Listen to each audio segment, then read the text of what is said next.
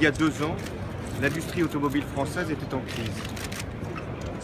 Le gouvernement était confronté à des plans sociaux, à des fermetures, et le marché était en très grande difficulté.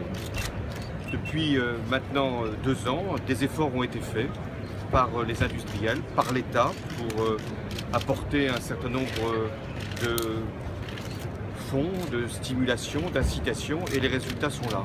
L'industrie automobile française s'est redressée et elle repart. Elle repart et c'est bon pour l'activité, c'est bon pour l'emploi, pas simplement de ces groupes mais également des sous-traitants, et c'est bon également pour nos exportations. Ensuite, le second message, c'est que la France est en avant-garde, est en pointe par rapport à 2 enjeux.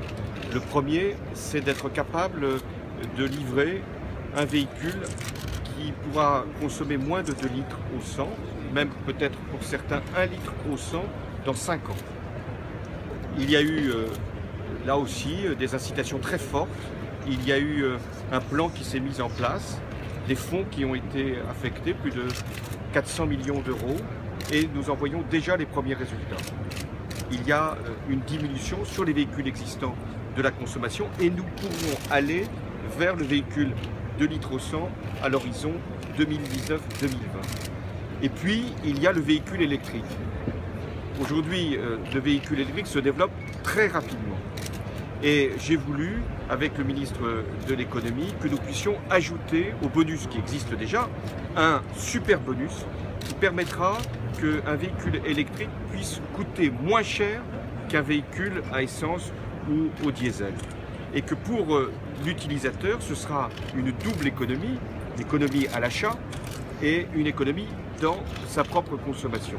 Pour cela, il a fallu mettre en place des bornes pour recharger les véhicules et nous allons en mettre à disposition des utilisateurs 16 000 de plus. Donc la France sera un des piliers, un des exemples, un des modèles du véhicule à faible consommation et du véhicule électrique. Et ça correspond à la fois à ce que nous faisons, la loi sur la transition énergétique, qui est une loi emblématique du quinquennat, et également à la conférence sur le climat que la France va accueillir.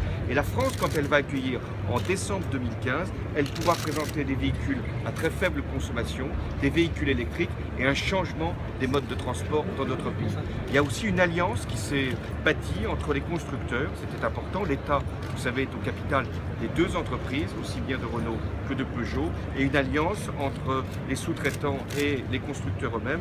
Et c'est ce que je vais faire à l'instant, parce qu'il faut que les sous-traitants soient également bénéficiaires de cette révolution technologique à laquelle ils contribuent. Voilà le sens de ma présence. Il faut être fier de l'industrie automobile française parce qu'elle est à la pointe, parce que nous sommes les meilleurs sur un certain nombre de véhicules et parce que nous avons fait le choix de consommer moins, d'émettre moins de carbone et de pouvoir utiliser davantage l'électricité. Qu'en est-il des rumeurs de suppression de taxes chez Peugeot? On entend le chiffre de 10 000.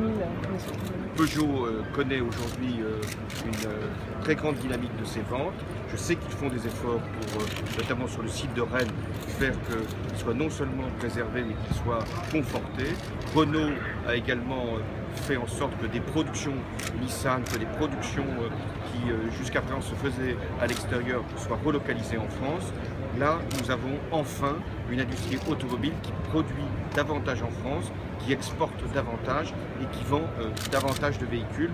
Donc quand il y a des nouvelles qui sont rassurantes, mieux vaut les promouvoir. Quand il y en a d'autres, je vous fais confiance. Monsieur le Président,